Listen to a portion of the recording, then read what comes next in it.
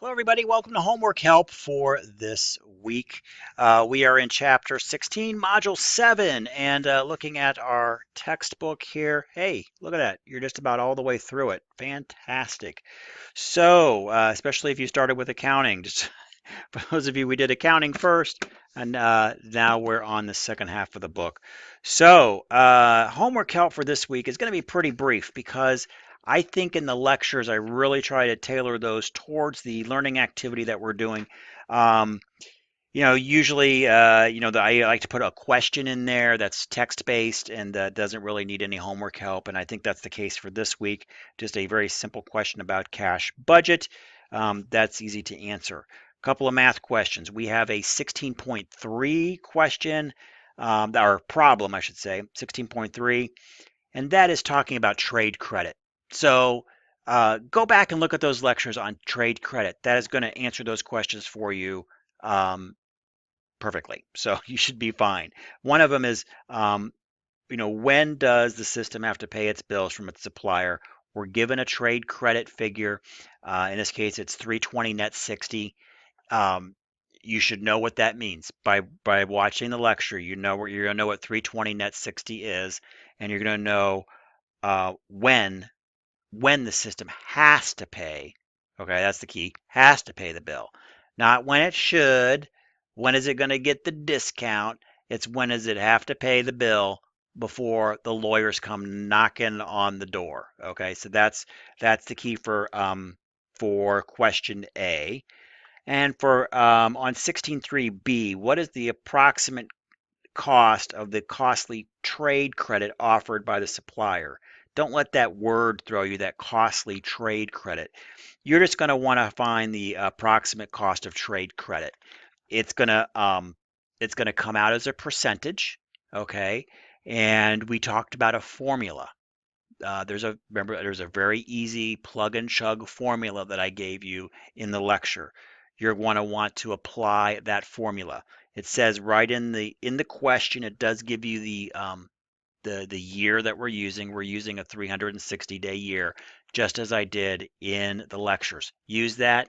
You're going to be golden, easy. Estimated time to complete this whole question would probably take 5 minutes to do. So that one would be easy. The harder one is 16.5. It's harder because it's got more words in it, but other than that, it's mathematically pretty simple. You've got a couple of questions, and the first one is the average collection period. There's a lecture on average collection period. Go look at that. It's just a weighted average. That's all there is to it. Very, kind of very simple. There is a twist to this question. So the the twist is um, when you look at this particular question does have trade credit involved. Okay, I'm not going to give you a bunch of super hints on that. Other than that, this question has trade credit. So go back and look at the lecture. I give you a couple of examples. One where we don't have any trade credit implied, and then one where we do when we're calculating that average collection period. You're going to get an answer in days, but the trade credit does have an impact on how you calculate that. I walk completely through that within the lecture. So go take a look at that and you'll do great. The next one is what is the firm's current receivable balance? Don't let the word current necessarily throw you. In accounting, that can mean something. In this particular question, it's just what is the average receivable balance, the receivable balance. Complete lecture on that. But in order to get the correct answer in B, again, we're on 15.5, problem 15.5 B, you're going to need to know what the average collection period is in days. So you're going to need to get A done before you hit B. And then after you do that, there is another little twist. Every problem has a twist, right? Um, we're given gross sales in an annual total. I talk about it in the lecture, whether we're given average daily billing or whether we're given a kind of a gross annual total and what to do with that. Watch the lecture, you'll know what to do. it will be very simple to solve that. I estimate, you're probably looking at, again, 5 to 10 minutes to solve both A and B after you kind of understand what's in the lectures. Or you may have, I mean, you could obviously understand this completely through the reading, but I know the reading can be very technical and dense, and I try to remove a lot of that language when I do my lectures.